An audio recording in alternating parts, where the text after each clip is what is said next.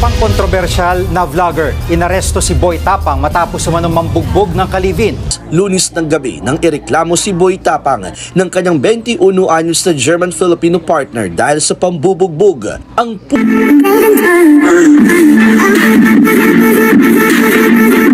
Pang-kontrobersyal na vlogger, inaresto si Boy Tapang matapos umanong mambugbog ng kalivin. Ang punot dulo raw ng pananakit, vape. Nasa frontline balitang yan ang aming Visayas correspondent na si John Aroa. Sa kulungan ang bagsak ng vlogger na si Ronnie Suwan o mas kilala sa tawag na Boy Tapang. Arestado siya sa paglabag sa Anti-Violence Against Women and Their Children Act. Ayon sa Alcoy Police, Lunes ng gabi nang ireklamo si Boy Tapang ng kanyang 21 anyos na German-Filipino partner dahil sa pambubugbog. Ang punot dulo raw, vape.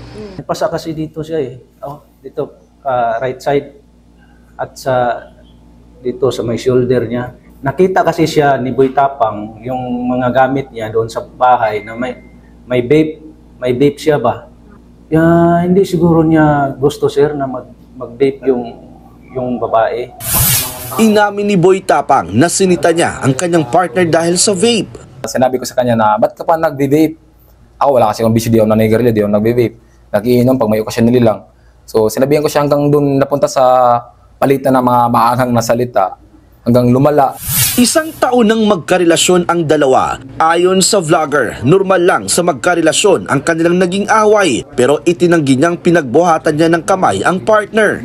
Kahit tignan, iharap ko dito yung partner ko sa inyo, wala kayong makitang sugat sa mukha niya, pasa sa mukha niya, bali-bali buto. Ganda ng kutis ng misis ko.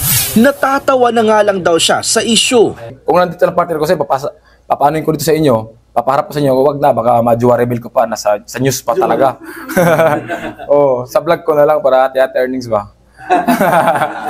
Sinubukan naming kunin ang panig ng partner ni Boy Tapang pero hindi siya humarap sa amin. Napag-alaman din ng Alcoy Police sa dati raw ginulpi ng vlogger ang kanyang partner habang nagbubuntis pero nagkapatawaran ang dalawa. Kanina, nagain si Boy Tapang ng piyansang 3,000 piso para makalaya. Nagdesisyon na rin ang kanyang partner na huwag nang ituloy ang reklamo. Sampalok. Kasagsagan, pandemya nang makilala si Boy Tapang. Ganyan ang bansag sa kanya dahil sa kanyang kakaibang content ng pagkain ng hollow blocks, bahay pokyutan ng bubuyog at dumi ng hayop.